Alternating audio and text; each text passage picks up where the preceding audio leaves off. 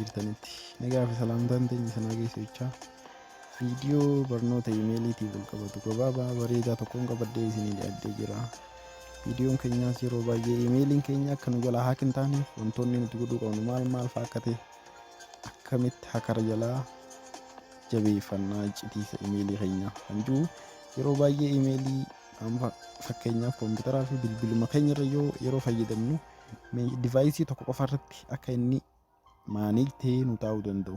Maaliif jennaan yeroo baay'ee namoonni baay'een iimeeliidhaan yuutuubii gurguddaa chaanaalota gurguddaa wantoota baay'ee qabu fa'aa jalaatanii akkamitti akka iccitii kana eeggachuu dandeenyuu fi bu'aa isaa amma fakkeenyaaf namni tokko divaayisii tokko irratti akka yeroonii fi divaayisii biraa irratti ofuma isaatiif paaswordii sosobee mootummaa keetiin yoo seente paaswordii yoo beeytee seentees akka inni konfirmeeshinii itti si gaafatuutu jira.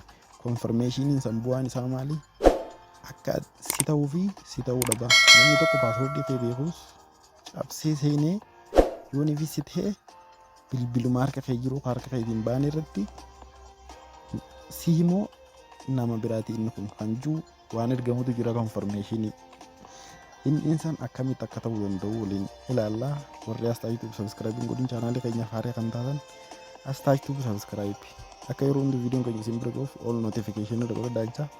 Hallattumaaniin gara viidiyootti isinii seenaa jalqaba iimeelii keessan ni seentan iimeelii keessan irra iimeelii 2 or 3 yoo qabaattan bilbila keessan irraa or kompiitara keessan irraa maal godhanii iimeeliin tokko kan YouTube chaanaalii keessan ittiin banatan originaala addatti jabeeffachuun dirqama ta'a jechuudha. Erga iimeelii keessan irra seentaniin boodatti maal godhanii ni deemtan karaa settingii iddootu jira. Settingii irra dhuftaa settingii irra erga dhuftee maal gootaa divaayisii kana qofa irratti konfirmeeshiniin yeroo hundaa akkasii ergamu barbaannaan maaneej hajjuutu jira jechuudha. Iimeelota 3 qaba amma fakkeenyaaf ana asirraa iimeelii 3 kana keessaa tokko akka bilbila kiyya originaalaan YouTube chaanaalaan banadhee jiru akka inni maaneej naa godhuun barbaada waan ta'eef kiliikiin irra godhaa jechuudha. Iimeelicha irratti erga kiliik gooteen booda maal gootaa maaneej your Google account waan jettuutu jira. Maaneej your Google account waan jettuutu jira jechuudha. Or Google waan jettuutu jira gata rakkifattees ilaaluu dandeessa. Kan barbaadde select keessaa gootee general setting jalaa irra kiliik goota. Achiin booda maal gootaa akka gad harkifattee gad deemta. Device Google accounting kun device kana akka bilbila paaswordii beektus yuuzarii isaa beektus namni biraa divaayisii biraa irra yoo seene asirratti dhufee si gaafata jechuudha. Si immoo nama biraa seenuu deemaa kan jiru addaan baafachuun dirqama ta'a. Saniifuu maal gootanii maaneejur Google account kan jiru irra select gootanii haa'uun dirqama ta'a jechuudha.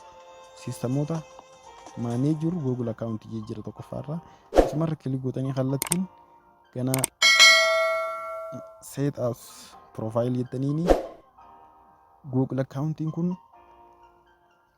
divaayisii kana maaneej kattiin goonu YouTube chaanaalii keenyallee maaneej kattiin goonu isa kana ganaa divaayisii biraarra yoo seente matuma keetiifuu si gaafata. Si immoo nama biraatii jee miiseejii bilbila keetirra si dhufaa jechuudha onlaayinii.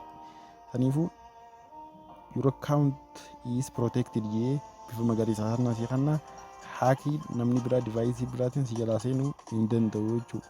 Bilbila beekuus paaswordii beekuus akka fedhe yoo ta'e isin jalaa seenuu hin danda'u. Kana akkanatti jabeeffadhaa iimeelii keessaniin isiniin jaarraa viidiyoon keenya kanumaan hanga yeroo itti aanu deebinutti nagaan turaa yeroo gaarii.